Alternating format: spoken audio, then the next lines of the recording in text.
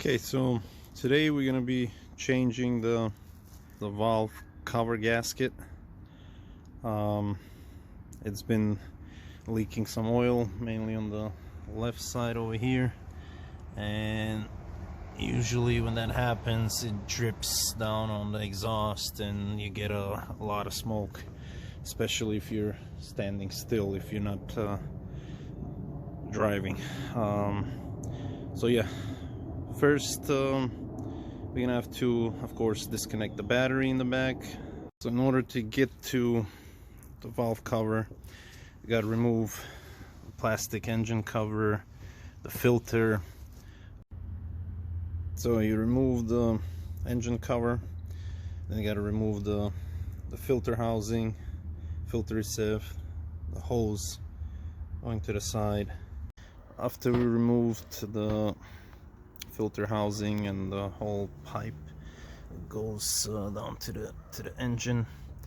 You start with removing the electrical, all the wires connected to the spark plugs and the injectors. I've removed, but I ran into an issue when I tried to remove the crankcase breather hose, I think it's called. It's this piece that's connected to the air intake. It was so stiff and it broke basically. So now I'm gonna have to order that breather hose when I'm putting the stuff together. But just one thing to keep an eye, that goes over there.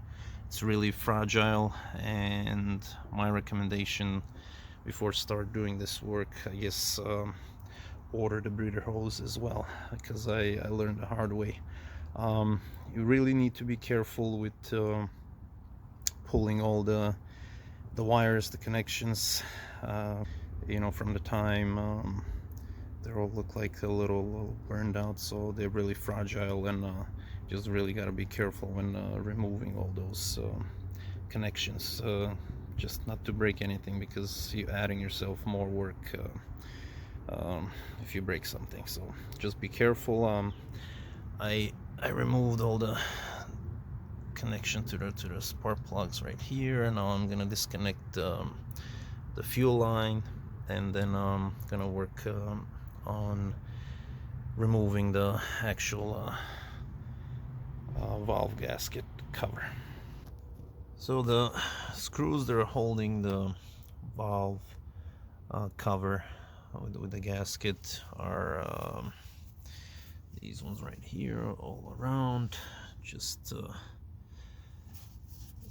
gotta be really careful when removing them, and also when installing them back in. You gotta tie them up to torque specs.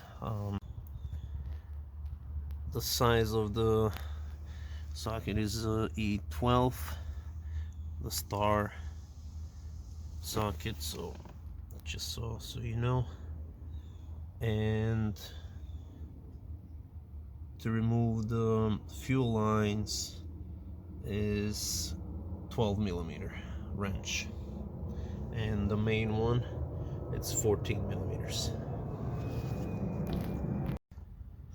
Be extremely careful when removing the wires from the coils for the spark plugs, and in particular the wires that go, I think that's the injectors.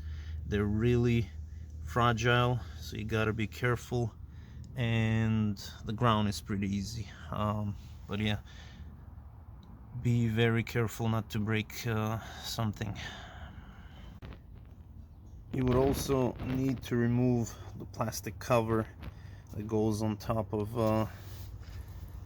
the valve cover for all these wires. The wires sit on it.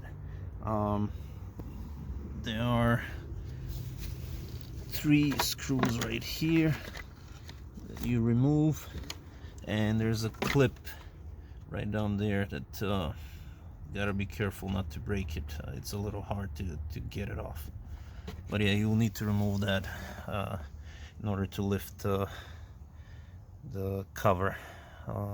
gasket cover and get everything out. Like I said, it'll be easier if you remove the plastic trimming, all that around it, but it's just additional work. It's hard to get the screws in the back again, but a little patience and perseverance and you'll get it out. You also have connections on top, again really fragile, so make sure you don't break them when pulling them off. You're gonna have to disconnect those. There's a harness, or say a bracket, that it's bolted with one bolt over there. You got to remove that. And also there's a connection, this type of connection right there, so make sure you pull that off as well. And then on top you have this one over here. No need to disconnect the main lines, just keep them out of your way, like use a strap or something to hang them up in the air, so you have a clearance to remove the cover.